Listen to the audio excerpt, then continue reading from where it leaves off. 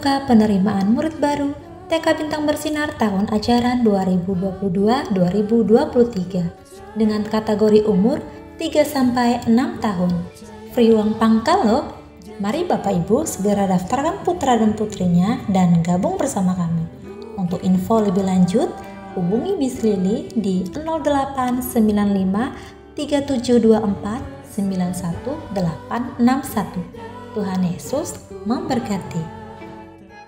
Shalom, saya Pastor Ridho. Saya Pendeta Jessica Elizabeth Abraham. Saya Pendeta Yusuf Suranta Purba, Sekretaris Pengurus Pusat DPA GBI, mengajak seluruh rekan-rekan Komisi Pemuda dan Anak Gereja Betel Indonesia. Seperti yang kita sadari, ilmu pengetahuan semakin berkembang dan ada satu dunia baru yang akan datang, bahkan sudah hadir di sini, namanya dunia metaverse. Apakah tantangannya? Peluang seperti apa yang kita punya di dunia itu? Bagaimana cara anak muda menghadapi dunia metaverse? Itulah yang akan kita diskusikan Di dalam diskusi panel Manusia Metaverse pada hari Sabtu 16 Juli Jam 9 pagi sampai jam 12 siang di STT Betel Bekasi. Jangan tunggu lagi, join sekarang.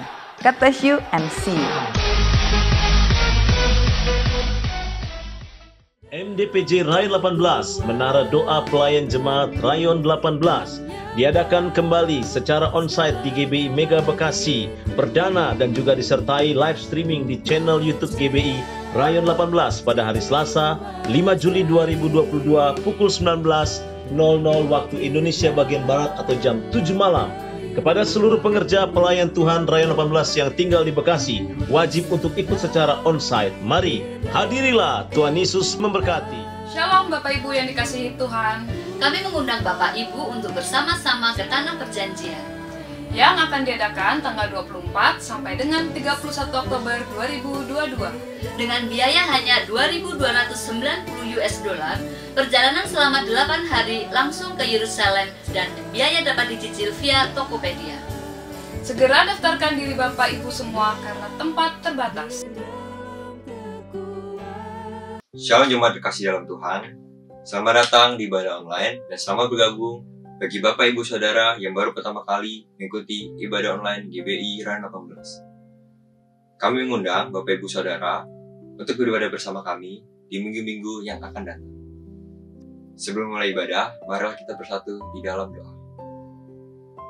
Makasih Bapa, makasih Tuhan Yesus untuk kasih karunia-Mu Bapa, untuk penyertaan-Mu yang sungguh-sungguh ajaib dalam hidup kami ya Tuhan. Sebentar kami ingin mulai ibadah online kami ya Bapa. Kau sertai, Kau lancarkan ibadah online ini, biar ibadah online ini menjadi berkat bagi setiap kami ya Tuhan. Dalam nama-Mu kami telah mengucap syukur dan berdoa. Haleluya. Amin. Selamat beribadah. Tuhan Yesus memberkati. Mazmur 91. Dalam lindungan Allah. Orang yang duduk dalam lindungan yang maha tinggi dan bermalam dalam naungan yang maha kuasa akan berkata kepada Tuhan, tempat perlindunganku dan kubu pertahananku, Allahku yang kupercayai. Sungguh, Dialah yang akan melepaskan engkau dari jerat penangkap burung, dari penyakit sampar yang busuk.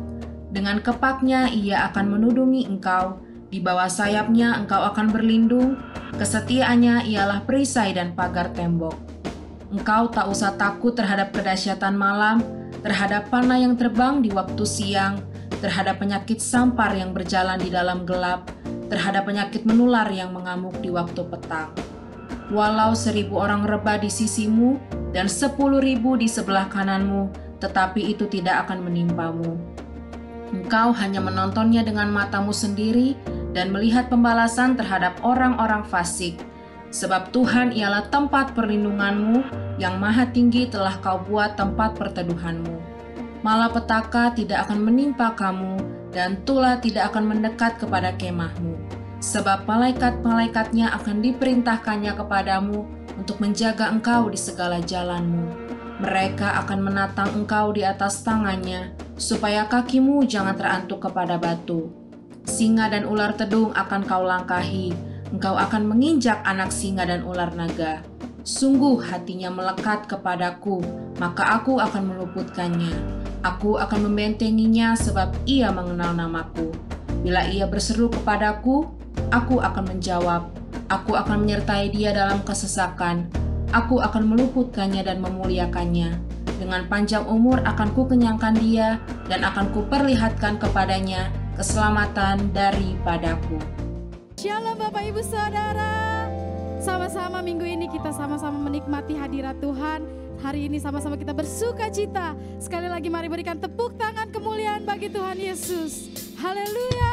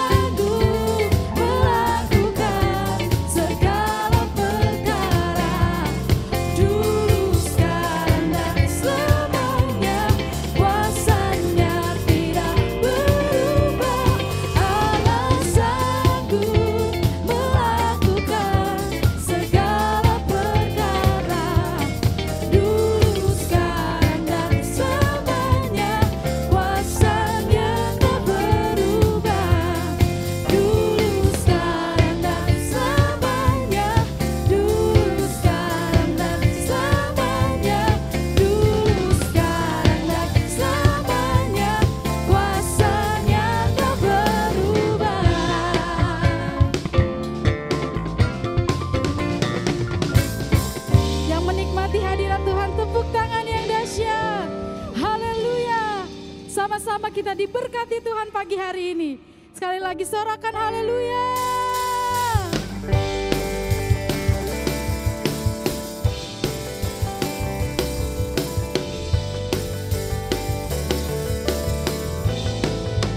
Menyatakan kasih setianya. Kasih setiamu nyata bagiku. Iman kebajikan tersedia bagiku. Sebab balasanku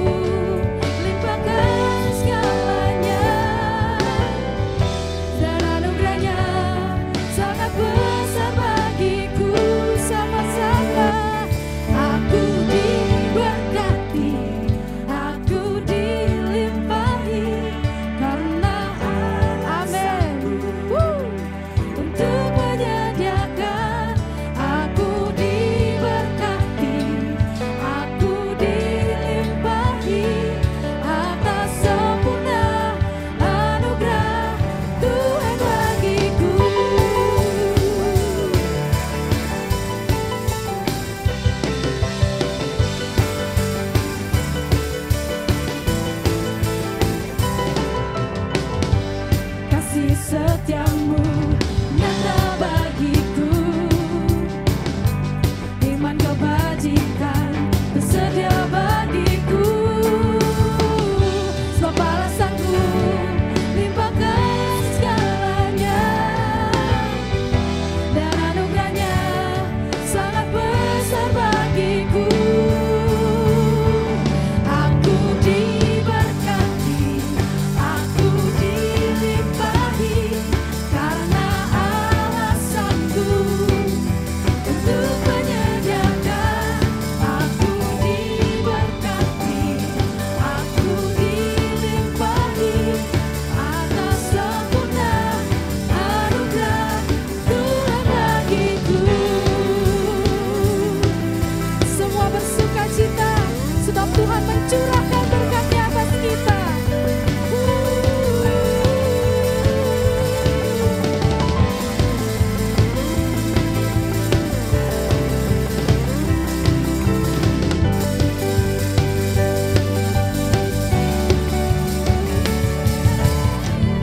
Sebab balasanku limpahkan segalanya, dan anugerahnya sangat besar bagiku. Allah sanggup limpahkan segalanya, dan anugerahnya sangat besar bagiku. Bapak Ibu sendiri nyatakan, aku diberkati, aku dilimpahi, karena Allah sanggup untuk menyediakan. Aku diberkati, aku dilimpahi, karena Allah sanggup untuk menyediakan. Aku diberkati, aku dilimpahi, atas sempurna anugerah Tuhan bagiku, atas sempurna anugerah Tuhan bagiku, atas sempurna anugerah Tuhan bagiku. Ya, rasakan kebaikan Tuhan, sukacita sorak-sorai, haleluya.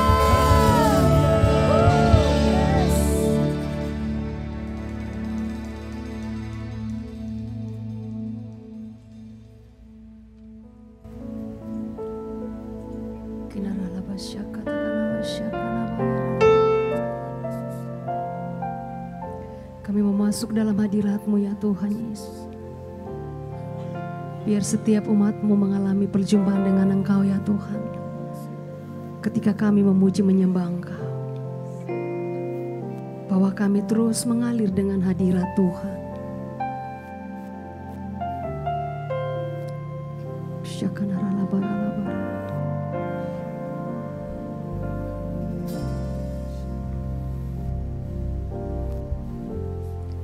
Ku masuk ke hadirat-Mu, di tempat kudus-Mu Tuhan. Tiada kata-kata selain puji dan sembah.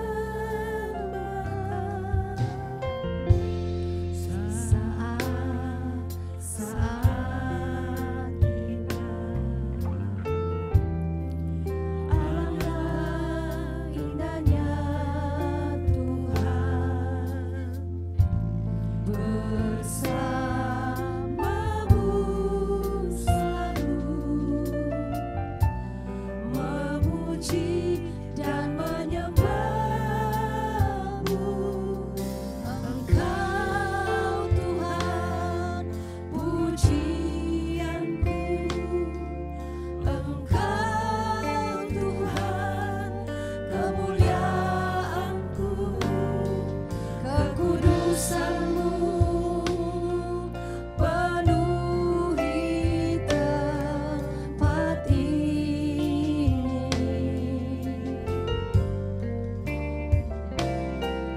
Ku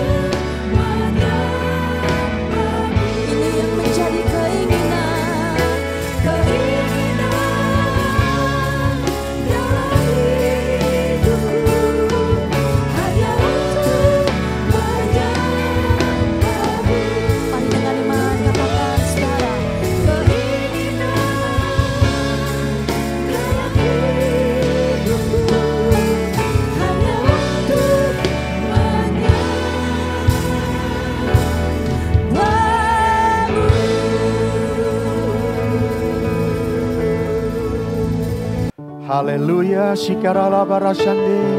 Oh, terima kasih Tuhan. Engkau baik, sungguh baik, sangat baik Tuhan. Terima kasih. Terima kasih Roh Kudus. Kami boleh memasuki bulan yang baru. 1 semester sudah kami lewati di tahun ini Tuhan. Terima kasih buat segala kebaikan-Mu, perlindungan dan pertolongan-Mu. Penyertaan-Mu yang sempurna menyertai setiap kami. Hari ini Tuhan, pujian penyembahan yang kami naikkan dengan segenap hati kami. Biar semuanya itu Tuhan untuk menyenangkan hati-Mu. Menjadi dupa yang harum yang menyenangkan hati-Mu. Dan sebentar kami akan duduk diam di dalam hadirat-Mu. Untuk mendengarkan tuntunan kebenaran firman-Mu. Memasuki bulan yang ke-7 ini Tuhan. Berbicaralah melalui bibir-Mu hamba-Mu.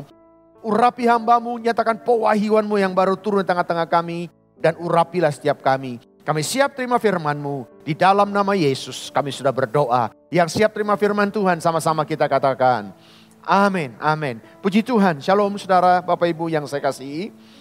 Tambah terasa 6 bulan sudah kita lewati di tahun 2022 ini. Nah saudara, di tahun 2022 ini masih tema tahunan kita adalah paradigma yang baru. Saya berharap memasuki di semester yang kedua, kita tetap harus mengenakan paradigma yang baru supaya kita dapat mengerti kalau tema bulanan Tuhan berikan buat gereja kita berakar kuat. Ya, nah berakar kuat. Minggu ini kita akan berbicara di pekan yang pertama, kita akan berbicara menjadi tanah yang subur. Tanah yang subur ini berbicara tentang sikap tanah hati yang benar. Sikap hati yang tertanam di gereja lokal memiliki respon yang penuh dengan ketaatan dan kesetiaan. Saudara, untuk menyikapi dalam situasi keadaan seperti ini kita butuhkan paradigma cara berpikir yang baru. Oleh karena itu saudara, kita akan belajar firman Tuhan. Biasanya saudara kalau berbicara tentang tanah yang subur, ada perikop firman Tuhan yang luar biasa yang Tuhan berikan di Matius 13 saudara ya. Di Matius 13 dibahas tentang perumpamaan 4 macam tanah saudara. Tapi hari ini ya ketika saya mempersiapkan firman Tuhan hari ini, saya tidak banyak membicara tentang itu. Tapi saya akan singgung dari kondisi 4 tanah hati, berbicara tentang 4 sikap hati kita. Tapi kita akan lihat belajar saudara dari kisah Rut saudara ya. Kini salah satu paradigma yang baru yang Tuhan berikan. Di Rut 1 ayat 1 sampai 6 firman Tuhan katakan begini. Pada zaman para hakim memerintah ada kelaparan di tanah Israel. Lalu pergilah seorang dari Bethlehem Yehuda beserta istrinya dan kedua anaknya laki-laki ke daerah Moab dan menetap di sana sebagai orang asing. Nama orang itu ialah Abimelech, nama istrinya yaitu Naomi dan nama kedua anaknya Malon dan Kilion. Semuanya orang-orang Efrata dari Bethlehem Yehuda. Dan setelah sampai di tanah Moab, diamlah mereka di sana. Kemudian matilah Elimelech, suami Naomi, sehingga perempuan itu tinggal dengan kedua anaknya. Keduanya mengambil perempuan Moab.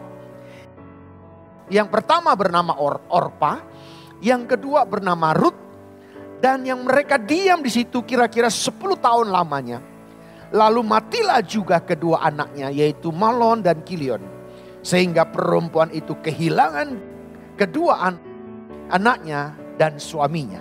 Ayat 6, kemudian berkemaslah ia dengan kedua menantunya, dan ia pulang dari tanah Moab, sebab di daerah Moab ia telah mendengar bahwa Tuhan telah memperhatikan umatnya dan memberi makanan kepada mereka.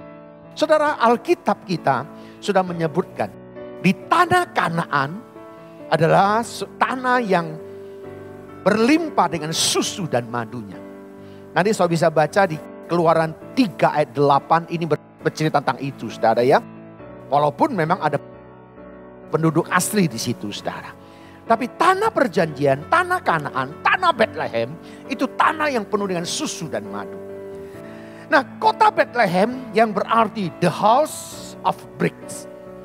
Rumah roti atau lumbung saudara. Jelas menunjukkan bahwa itu adalah tempat yang subur, saudara. Ya, tempat yang subur tentu tanahnya yang subur, saudara. Tetapi ternyata tempat itu mengalami kelaparan di ayat yang pertama, saudara ya. Dan kelaparan itu berlangsung cukup lama di ayat 4b, saudara. Nah, oleh karena itu, saudara, kalau kita lihat kisah ini, saudara, cerita ini di tanah Kanaan, tanah yang subur, tanah yang dijanjikan oleh Tuhan penuh susu dan madu, tetapi di dalamnya ada kelaparan. Saya nggak tahu keadaan saudara hari ini. Mungkin di tengah-tengah kehidupan kerohanian sekarang, kita sedang bertumbuh menjadi anak-anak Tuhan yang luar biasa. Kita pegang janji Tuhan. Kita punya gaya hidup yang benar di tengah-tengah kehidupan sekarang. Tetapi saudara, krisis sedang terjadi hari-hari ini. Apakah janji Tuhan tidak tergenapi, saudara? Nah, kita akan belajar hari ini, saudara. Ya, saya merindu mengajak saudara dengan paradigma yang baru. Kita akan belajar dari kisah apa yang terjadi dengan Ruth dan Naomi, saudara. Biar ini menjadi pelajaran bagi kita. Mari kita angkat pujian ini. Bagaikan tanah kering. Bagaikan tanah kering. Yang merindukan air. Demikianlah jiwaku, haus akan Engkau. Ku rindu selalu hadir-Mu di hidupku. Memulihkan jiwaku, hapuskan air mataku, mengalirlah kuasa Roh Kudus, mengalirlah di tempat ini, mengalirlah, oh Roh Kudus, pulihkanku. Saudara, hari ini kita akan belajar 3 hal dari peristiwa Ruth ini, saudara. Yang pertama, kita akan belajar mengapa ada kelaparan, saudara ya. Nah, yang kedua, cara dan sikap mereka menghadapi kelaparan itu, saudara. Yang ketiga, berhasilkah usaha mereka? Dan kita akan belajar 3 hal besar ini dan kita akan belajar bersama-sama, saudara. Baik, kita akan masuk poin yang pertama. Mengapa ada kelaparan? Padahal tanah perjanjian, tanah yang subur. Kenapa ada kelaparan, saudara? Nah, saudara, kalau ditanya, kenapa ada kelaparan? Saya akan menjawabnya, karena ada dosa. Ya, di dalam ayat 1 dikatakan bahwa terjadi pada zaman hakim-hakim. Maka dari ini ada 2 hal yang menonjol dari ayat yang pertama ini, saudara.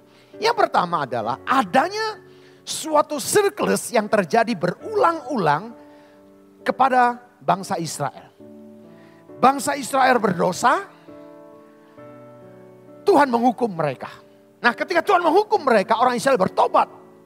Kembali pada Tuhan dan Tuhan mengampuni. Ini dari 4 siklus ini terus terjadi. Dan ini juga terjadi pada zaman hakim-hakim waktu itu, saudara. Hal yang kedua, saudara, yaitu pada saat itu Israel tak punya raja dan tiap orang hidup semaunya sendiri, saudara. Ya, saudara bisa nanti baca di Hakim 17 ayat 6, ayat 18 ayat 1, saudara. Itu berkisah tentang itu, saudara. Karena mereka gak ada raja, gak ada pemimpin. Bangsa Israel, masyarakat bangsa Israel hidup dengan semau gue. Jadi gak ada aturan, saudara bisa bayangin kalau hidup dalam satu negara, satu komunitas yang tidak ada aturan. Semaunya dia, pokoknya dia suka dia lakukan. Apa yang dia pandang baik dia lakukan, saudara. Saudara bisa bayangkan bagaimana kehidupan seperti ini, saudara. Nah, inilah, saudara, terjadi kekacauan, terjadi saudara, keributan, ya terjadi ketidakteraturan terjadi bangsa itu, saudara. Nah, hal yang kedua, saudara, Karena Tuhan sedang bekerja untuk melaksanakan rencananya. Di tengah-tengah mungkin kekacauan, kelaparan, situasi yang tidak nyaman sedang terjadi. Tuhan sedang bekerja untuk melaksanakan tujuannya. Allah pasti sudah merencanakan bahwa Yesus harus dilahirkan dari keturunan Rut dan Boas. Nanti saudara bisa baca di Matius 1 ayat 15 sampai 16 saudara. Tetapi bagaimana rencana itu bisa terlaksana? Rut ada di Moab. Sedangkan Boas ada di Yehuda. Untuk mempertemukan keduanya, maka Tuhan memberikan kelaparan di Yehuda, saudara. Dan sekaligus sebagai hukuman atas perilaku dosa ketidaktaatan bangsa Israel. Sehingga Abimelekh dan keluarganya pindah ke Moab. Lalu kalau saudara baca di ayat ke-6, kita melihat bahwa setelah Malon dan Kilion mati, Tuhan lalu memberikan makanan lagi kepada umatnya di tanah Yehuda. Ini menyebabkan Naomi kembali ke Yehuda bersama dengan Rut. Sehingga akhirnya Rut bertemu dengan Boas. Saudara lihat di sini saudara, rancangan Tuhan tidak pernah gagal.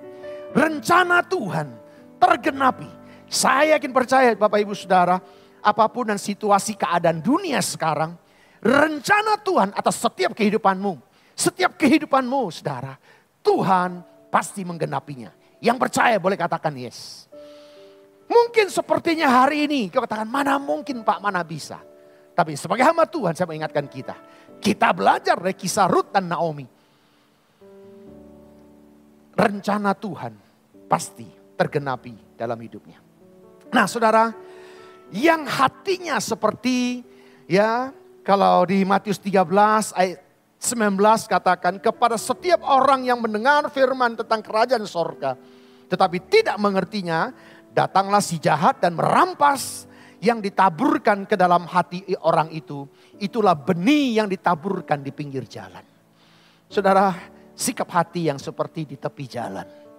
Saudara, jadi dengar firman sih, saudara, tapi nggak pernah mengerti, nggak pernah mau tangkap rencana Tuhan atas hidupnya. Makanya kita membutuhkan paradigma baru hari-hari ini, saudara. Kalau kita tetap dengan logika kita, dengan paradigma lama kita, saya khawatir firman Tuhan jatuh seperti di pinggir jalan. Sehingga burung mengambilnya, memakannya. Dan kita tidak mendapatkan apa-apa. Oleh itu saudara yang dikasih Tuhan, mari dengan paradigma yang baru, dengan rencana yang baru, mari kita datang di hadapan Tuhan dan yakin dan percayalah apa yang Tuhan rencanakan itu pasti tergenapi di dalam hidup saudara. Yang percaya boleh katakan amin. Haleluya, ujilah aku Tuhan. Ujilah aku Tuhan. Cobalah aku Tuhan. Selidiki batinku dan hatiku. Mataku tertuju padamu. Aku cinta padamu Tuhan. Aku rindu hadirat-Mu Tuhan. Aku ingin selalu dekat padamu, menikmati kehadiran-Mu. Ku nyanyi Hosana bagi Raja-Mu yang duduk di tahta. Aku muliakan dan ku agungkan, Kau layak disembah. Hal yang kedua saudara yang akan kita pelajari dari peristiwa Rut dan Naomi adalah cara atau sikap mereka menghadapi kelaparan, masalah yang sedang terjadi. Nah saudara, kita akan lihat ada hal-hal yang tidak dibaca. Ya, Dalam peristiwa ini seperti mereka tidak berdoa lebih dahulu untuk meminta pembinaan Tuhan, saudara. Saya bisa baca nanti di ayat pertama. Ini adalah sesuatu yang sangat salah. Saudara melakukan sesuatu dengan tidak berdoa. Saya mau katakan ini sesuatu yang salah dalam hidup saudara. Seperti apa yang mereka lakukan ya dari keluarga Abimelek. Hanya karena kelaparan. Mereka nggak bergumul, mereka nggak berdoa, langsung ambil tindakan mengamankan diri saudara. Yang B, saudara, hal yang kedua, mereka tidak melakukan introspeksi diri. Saudara, saya rindu mengingatkan kita melalui pelajaran hari ini. Kalau terjadi sesuatu dalam setiap kehidupan kita, mari kita introspeksi diri kita. Mungkin melalui peristiwa apa yang sedang terjadi, ada rencana, ada sesuatu yang Tuhan ingin kita berubah. Dan ini terjadi pada keluarga Abimelek. Yang kedua, saudara, ada hal-hal yang salah yang justru mereka lakukan. Saudara, kalau kita nggak punya tuntunan Tuhan, saudara, saya khawatir kelihatannya kita sibuk bekerja setengah mati mungkin, saudara. Tapi apa yang kita lakukan justru sesuatu yang salah, yang nggak benar, saudara. Ya, nah mereka pergi ke Moab. Saya nggak tahu, saudara. Ya seringkali mungkin dalam kehidupan kita juga lakukan seperti yang dilakukan oleh keluarga Abimelek. Ketika ada sesuatu terjadi, kita mencari solusi dengan logika kita tanpa minta tuntunan Tuhan. Mereka meninggalkan tanah Kanaan. Ya ada tanah perjanjian yang penuh dengan susu dan madu. Dan mereka meninggalkan itu. Yang kedua, saudara, Malon dan Kilion kawin dengan orang Moab. Yaitu Rut dan Orpa. Saya bisa baca di ayat keempat. Sebenarnya orang Israel dilarang menikah dengan orang-orang di luar bangsa pilihan Tuhan. Saudara nanti bisa baca di Ulangan 7 ayat 1 sampai 4, Ulangan 23 ayat 3, Esra 9 ayat 1 sampai 2, Nehemia 13 ayat 23 sampai 27. Ini orang Israel, saya bikin percaya Abimelek tahu. Tapi karena dia nggak berdoa, nggak sungguh-sungguh mencari Tuhan. Justru saudara kalau dia nggak meminta hikmat Tuhan, kesalahan demi kesalahan itu justru yang terjadi. Ini jadi pelajaran bagi kita semua, saudara. Oleh itu saudara minta tuntunan Tuhan, berdoa dengan sungguh-sungguh, saudara. Nah, tetapi di sini kita melihat kemahakuasaan Tuhan yang bisa menggunakan semuanya itu untuk melaksanakan rencananya Tuhan. Ini yang mesti kita kagumi. Ini yang mesti kita fokus, saudara. Ya, dalam situasi keadaan apapun, saudara. Saya mau katakan kepada saudara, dengar saya baik-baik. Tuhan sanggup melakukan segala perkara itu untuk melaksanakan rencananya atas hidupmu. Saudara, kalau kita baca di Matius 13 ayat 20 dan 21 katakan begini. Benih yang ditabur di tanah yang berbatu-batu ialah orang yang mendengar firman itu dan segera menerimanya dan dengan gembira. Tetapi ia tidak berakar dan tahan sebentar saja. Apabila datang penindasan atau penganiayaan karena firman itu, orang itu segera murtad. Kenapa? Karena gak kuat, saudara. Ini saudara jatuh benih ya, yang perumpamaan benih yang ditabur daerah yang berbatu-batu. Ada sih tanahnya cuma sedikit. Karena berbatu mau numbuh akarnya gak bisa nembus, saudara. Begitu baru numbuh, baru kecambah mungkin, saudara. Datang hujan, datang panas terik, saudara. Sehingga karena akarnya tidak kuat, sehingga mati. Berapa banyak orang Kristen itu memiliki segala rencana dengan kemauan bebas kita. Dan akhirnya saudara, kesalahan demi kesalahan kita lakukan. Kita belajar dari peristiwa ini. Bapa, lembutkanlah hatiku. Bapa, lembutkanlah hatiku untuk dapat mengasihimu. Bapa, bentuklah diriku untuk dapat menjadi saksimu dan mengerti rencanamu di dalam hidupku. Jadikan aku semakin indah di hadapanmu. Terima kasih Yesusku, terima kasih Yesusku. Puji syukur hanya bagi Tuhanku, terima kasih. Yesusku, terima kasih. Yesusku, puji syukur hanya bagi Tuhanku. Hal yang ketiga kita belajar dari peristiwa keluarga Abimelek ini saudara, yaitu berhasilkah usaha mereka. Saudara, mungkin kita sudah berusaha kerja keras, tapi pertanyaannya berhasilkah semuanya itu? Memang saudara, kalau kita belajar, kita baca dari kisah ini, mula-mulanya kelihatannya berhasil saudara. Mereka diterima baik oleh orang Moab waktu itu. Bahkan Malon dan Kilion kawin dengan perempuan Moab. Rasanya semuanya baik-baik, fine-fine saja saudara ya. Tetapi apa yang terjadi di ayat ke-5 dan 3 dan ke-5 menunjukkan bahwa Abimelek mati. Demikian juga dengan Malon dan Kilion. Sehingga dari keluarga ini yang pindah ke Moab, hanya Naomi yang tersisa saudara. Ia adalah seorang perempuan yang sudah tua, yang sudah janda, yang ditinggal oleh anak-anaknya di negeri orang asing. Dan maaf, miskin lagi saudara. Apa yang bisa diharapkan dari model kayak begini saudara? Kita lihat.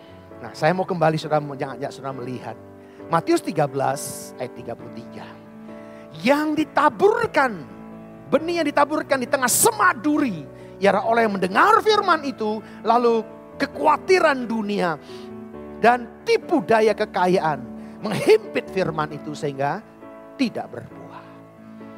Saudara, akar-akar tanah hati kita seperti tanah bersemak duri saudara. Orang Kristen sih saudara, masih ibadah. Tapi kekhawatiran, ketakutan menghimpitnya. Dan akhirnya tidak berbuah apa-apa. Dan seperti peristiwa Naomi. Sehingga dia tinggal sendiri seorang janda. Dan itu yang dialami dalam kehidupannya. Dan saya berharap mari kita belajar dari peristiwa ini saudara. Ternyata Naomi gagal semuanya. Oleh karena itu saudara, kalau saudara tidak mau. Hati orang yang gagal seperti tanah hati yang bersemak duri. Maka saudara, kita belajar dari tanah hati yang keempat, yaitu hati yang seperti tanah yang baik. Tuhan Yesus berkata bahwa ini berbicara tentang orang yang mendengar dan menyambut firman Tuhan. Lalu saudara, firman Tuhan lalu berbuah lebat. Ada yang 30 kali lipat, ada 60 kali lipat, bahkan ada yang 100 kali lipat. Di Matius 13 ayat 23 katakan begini. Yang ditaburkan di tanah yang baik ialah orang yang mendengar firman dan mengerti. Coba perhatikan baik-baik. Mendengar dan mengerti. Bukan sekedar menjadi tanah yang di pinggir jalan. Bukan sekedar menjadi tanah yang berbatu keras. Bukan berarti hanya sekedar tanah hati yang bersemak duri. Tapi mendengar firman dan mengerti. Dan karena itu ia berbuah. Ada yang 100 kali lipat, ada yang 60 kali lipat, ada yang 30 kali lipat. Saudara, oleh karena itu saya berharap yuk menjadi tanah hati yang baik. Apa artinya? Memiliki respon yang baik dengan Tuhan.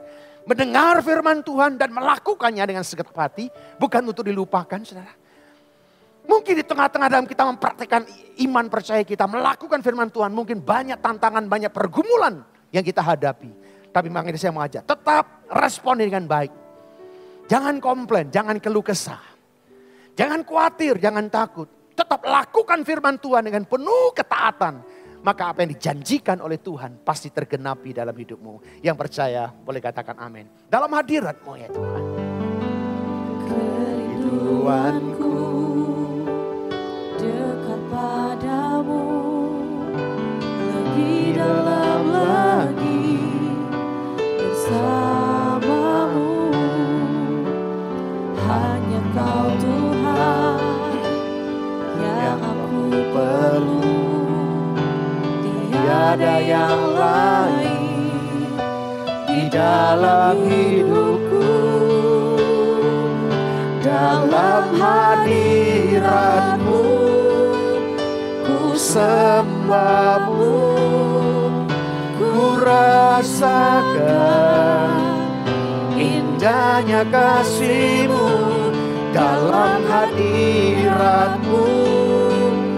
Ku puji-Mu, Kau jamaku dan lawat seluruh hadirat-Mu, dalam hadirat-Mu, ku sembah-Mu, ku rasakan indahnya kasih-Mu, dalam hadirat-Mu, ku puji-Mu, Kau jamahku dan lawat seluruh hidupku.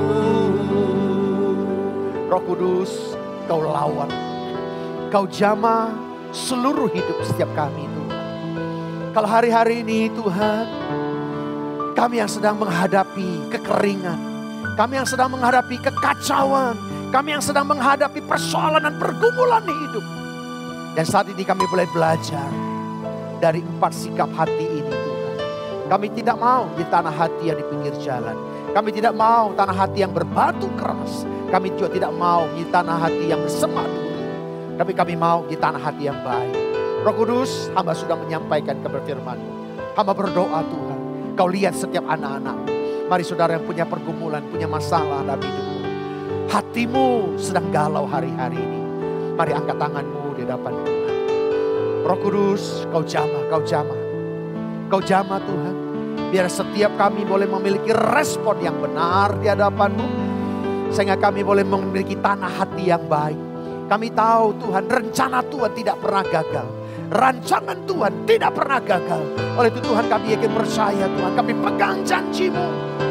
Dan kami percaya dan kami akan melakukannya dengan segenap hati. Pulihkan setiap hati kami. Kau jamah, jamah Roh Kudus. Jamah Tuhan. Jamah dalam nama Yesus. Pulihkan setiap hati. Terima Roh Kudus. Terima urapan yang baru. Terima api Pentakosta ketiga. Terima dalam nama Yesus. Pulihkan dalam nama Yesus. Terima kasih Tuhan. Kau jamah pribadi terus pribadi. Di dalam nama Yesus Tuhan. Haleluya. Mari kita siapkan hati kita untuk masuk dalam perjamuan kudus darah. Dalam hadirat-Mu, refnya aja. Hadirat-Mu, ku sembah-Mu, ku rasakan indahnya kasih-Mu, dalam hadirat-Mu, ku puji-Mu, Kau jamahku dan lawat seluruh hidupku.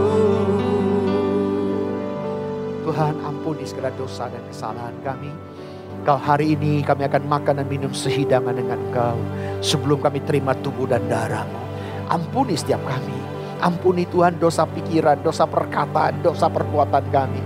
Ampuni Tuhan, ampuni. Basuh setiap kami dengan kuasa darah Yesus. Darah Yesus menyucikan dan menguduskan setiap kami. Sehingga kami boleh layak makan sehidangan dengan Kau di dalam nama Yesus Tuhan. Haleluya. Bapak Ibu, pegang roti dengan tangan kananmu. Angkat tinggi dari kepalamu. Ini adalah tubuh Tuhan Yesus. Sebab apa yang telah kuteruskan kepadamu telah kuterima dari Tuhan. Yaitu bahwa Tuhan Yesus pada malam waktu Ia diserahkan, mengambil roti dan sesudah itu Ia mengucap syukur atasnya. Ia memecah-mecahkannya dan berkata, inilah tubuhku yang diserahkan bagi kamu. Perbuatlah ini menjadi peringatan akan aku. Saudara dikasihi Tuhan, bukankah roti yang kita pecah-pecahkan adalah persekutuan dengan tubuh Kristus? Mari kita makan di dalam nama Yesus. Pegang cawan dengan tangan kananmu. Angkat tinggi dari kepalamu. Ini adalah darah Tuhan Yesus. Demikian juga yang mengambil cawan sesudah makan lalu berkata, cawan ini adalah perjanjian baru yang dimeteraikan oleh darahku. Perbuatlah ini setiap kali kamu meminumnya menjadi peringatan akan aku. Saudara kasih Tuhan, bukankah cawan pengucapan syukur yang atasnya kita ucapkan syukur adalah persekutuan dengan darah Kristus? Mari kita minum di dalam nama Yesus. Haleluya, mari angkat suaramu, katakan terima kasih. Oh terima kasih Yesus Tuhan. Engkau baik, sungguh baik, sangat baik Tuhan. terima kasih. Yesusku, terima kasih. Yesusku, puji syukur hanya bagi Tuhanku. Terima kasih. Yesusku, terima kasih. Yesusku, puji syukur hanya bagi puji syukur. Puji syukur hanya bagi Tuhanku. Puji syukur. Puji syukur hanya bagi Tuhanku. Haleluya. Oh, haleluya. Haleluya, haleluya. Roh Kudus, urapi, berkati setiap umat-umat-Mu, Tuhan. Berkati Tuhan, berkati. Oh, biar Tuhan rencana Tuhan tergenapi dalam nama Yesus atas setiap umat-umat-Mu ya Tuhan. Ajari kami tetap percaya, tetap memiliki respon hati yang benar di tengah-tengah situasi yang tidak menentu ini. Biar kami terus pegang janji Tuhan, bahwa kami yakin dan percaya dengan urapan kuasa Roh Kudus, kami akan berjalan dalam tuntunan-Mu dan apa yang Kau rencanakan pasti tergenapi dalam setiap kami. Di dalam nama Yesus kami sudah berdoa dan mengucap syukur. Haleluya, haleluya, amin. Puji Tuhan. Ya, saudara, kita akan berdoa buat saudara yang berulang tahun di sepanjang bulan Juli ini. Mari kita satu dalam doa. Bapa, hamba berdoa buat setiap umat-umat-Mu ya Tuhan yang berulang tahun di sepanjang bulan Juli. Di mana Tuhan yang Kau janjikan seturut dengan firman-Mu. Umur panjang ada di tangan kanan-Mu. Di tangan kiri-Mu ada kekayaan, kehormatan. Sepanjang bulan Juni umat-umat-Mu yang merayakan ulang tahun. Kekayaan, kemuliaan Tuhan melingkupi setiap kami. Bahkan kesuksesan dan keberhasilan. Bahkan dengan kesehatan yang sempurna. Kami menjadi bagian dari hidup kami. Di dalam nama Yesus kami sudah berdoa. Haleluya. Amin.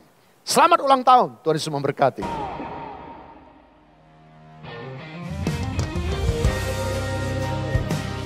Mari Bapak Ibu, kita akan bawa persembahan kita. Di minggu yang pertama ini mari kita bawa dengan penuh ucapan syukur. Bapa, kami bawa persembahan kami, persepuluhan kami bawa dengan penuh ucapan syukur karena Engkau sudah memberi yang terbaik.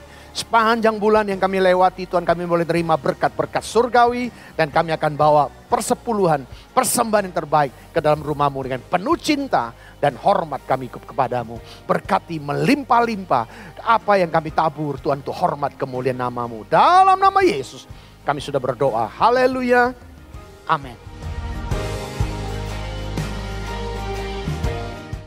Shalom saudara, beberapa bulan terakhir gereja kita sudah mulai masuk ke dalam pelayanan intergenerational atau bisa juga disebut lintas generasi.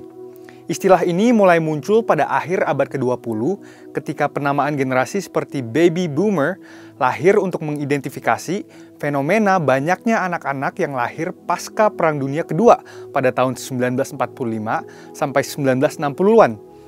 Penamaan generasi millennials yang lahir menjelang pembukaan milenium yang baru, yaitu tahun 2000, dipopulerkan oleh William Strauss dan Neil Howe, yang pada saat itu adalah penulis buku dan juga konsultan sosiologis.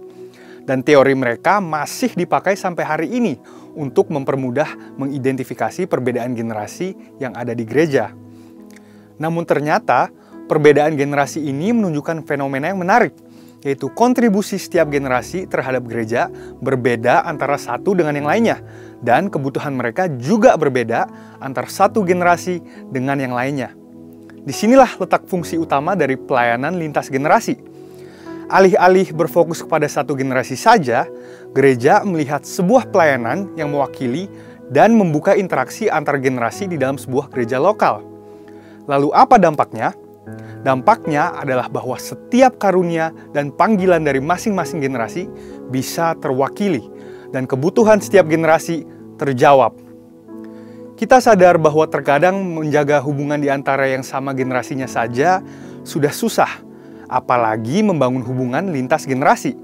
Tetapi inilah tantangan gereja zaman sekarang. Jadi, apa yang perlu dibangun dalam sebuah hubungan lintas generasi? Ada 3 area besar yang perlu dibangun menurut David Kinnaman dalam bukunya Faith for Exiles. Yang pertama adalah shared experience. Hubungan itu betul-betul terbentuk ketika dua orang atau lebih mau berkomitmen untuk meluangkan waktu bersama-sama. Dan walaupun sepertinya mudah, kenyataannya tidak semudah itu. Sebuah pertanyaan sederhana. Apakah kita suka menghabiskan waktu bersama dengan orang-orang percaya lainnya dalam komunitas gereja lokal? Bagaimana dengan orang-orang yang berbeda rentang usia dengan kita?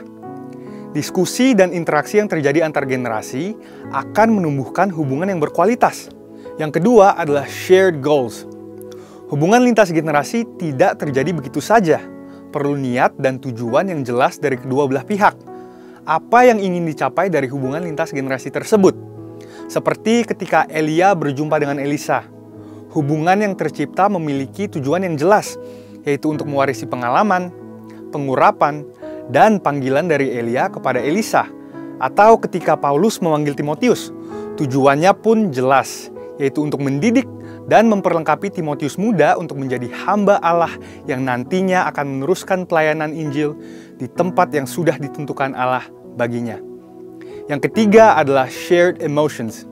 Manusia adalah makhluk yang juga memiliki emosi. Dan di dalam membangun hubungan pertemanan ataupun mentoring, emosi memainkan peranan yang sangat penting. David Kinnaman menulis bahwa murid yang tangguh adalah mereka yang tertanam dalam gereja lokal yang memiliki penerimaan seperti keluarga. Apakah berarti gereja hanya berfokus menumbuhkan emosi positif saja? Tentunya tidak, sebab Alkitab pun meminta kita untuk menegur mereka yang hidup dalam dosa.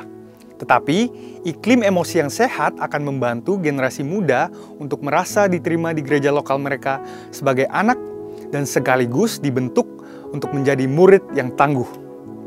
Di dalam Mazmur 78 ayat 4 dikatakan, "Kami akan ceritakan kepada angkatan yang kemudian puji-pujian kepada Tuhan dan kekuatannya dan perbuatan-perbuatan ajaib yang telah dilakukannya."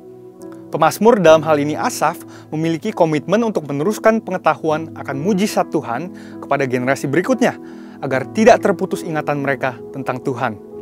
Begitu juga dengan pelayanan lintas generasi.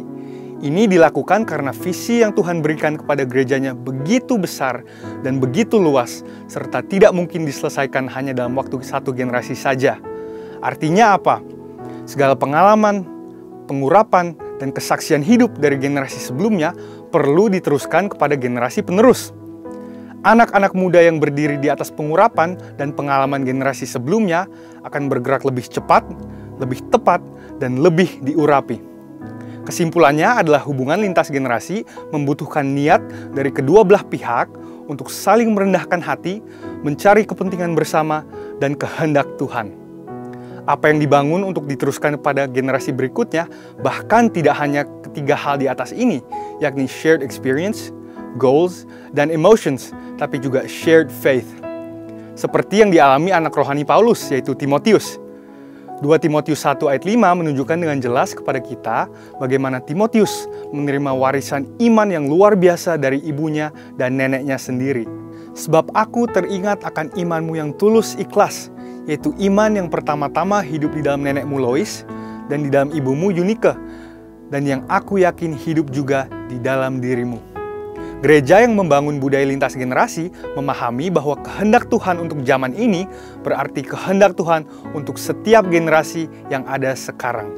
Untuk itu, membangun jembatan yang menghubungkan lintas generasi perlu dibangun agar suara Roh Kudus bisa secara tepat direalisasikan kepada setiap generasi yang ada di gereja dan di luar gereja hari ini.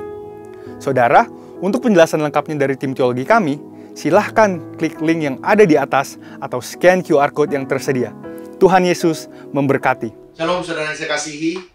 Puji Tuhan, gereja sudah memiliki web yang sudah di-upgrading hari ini.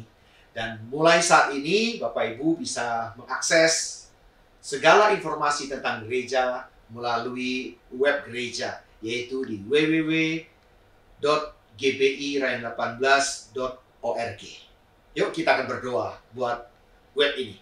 Bapak, saat ini hamba-Mu berdoa buat web ini Tuhan. Biar Kau pakai web ini untuk hormat kemuliaan nama-Mu, sehingga segala informasi pelayanan bisa ada tersedia dengan baik, sehingga semua jemaat-jemaat Tuhan dapat mengaksesnya, sehingga semuanya terinformasikan dengan baik. Kami serahkan Tuhan web gereja www.gbi-18.org di dalam nama Bapa, Putra, dan Roh Kudus, di dalam nama Yesus Kristus Tuhan. Haleluya. Amin. Mari sama-sama kita deklarasikan Pentakosta ketiga. Apa yang dimaksud dengan Pentakosta ketiga? 1. Pentakosta ketiga adalah pencurahan Roh Kudus yang dahsyat di zaman ini melebihi yang terjadi di Azusa Street.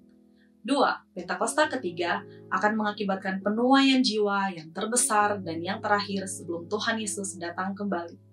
3. Pentakosta ketiga akan membangkitkan generasi Yeremia, yaitu anak-anak muda yang dipenuhi Roh Kudus, cinta mati-matian kepada Tuhan Yesus, tidak kompromi terhadap dosa, dan akan bergerak untuk memenangkan jiwa. 4. Pentakosta ketiga lahir di Indonesia dan bergerak ke bangsa-bangsa. Gerakan ini dari timur ke barat dan akan kembali ke Yerusalem.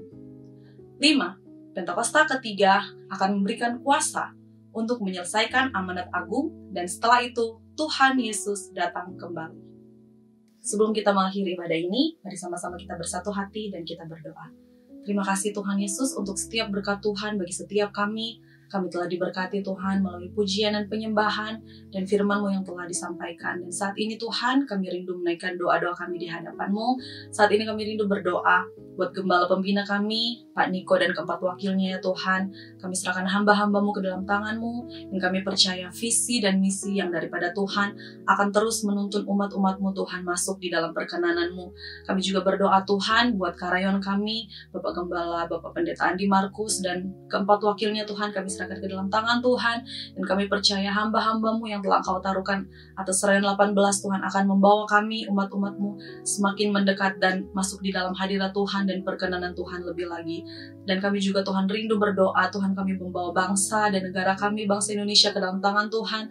Kami percaya pemulihan demi pemulihan terjadi atas bangsa kami. Terima kasih Tuhan Yesus, dan kami berdoa buat setiap umat-umat-Mu ya Tuhan yang telah mengikuti ibadah ini bersama-sama Tuhan. Kami percaya dimanapun umat-umat-Mu berada Tuhan, kami percaya berkat Tuhan, sukacita dan damai sejahtera Tuhan senantiasa ada bagi setiap umat-umat-Mu. Terima kasih Bapa. Sebelum kami mengakhiri ibadah ini, kami rindu menerima berkat yang akan disampaikan oleh hamba-Mu. Mari Bapak Ibu, kita akan akhiri ibadah kita. Mari buka hati, angkat kedua tanganmu, terimalah berkat-berkat surgawi. Berkat kasih karunia yang melimpah-limpah dari Allah Bapa, di dalam anaknya yang tunggal, Yesus Kristus Tuhan, dan persekutuan yang manis dengan Allah Roh Kudus, yang senantiasa memberkati, menyinari dan diperapkan wajahnya kepada engkau, mulai saat hari ini sampai Maranatha. Tuhan Yesus datang yang kedua kali, menjemput kita di awan-awan yang permai, bahkan sampai selama-lamanya. Yang percaya dan sudah diberkati Tuhan, sama-sama kita katakan, amin. Puji Tuhan, Tuhan Yesus memberkati.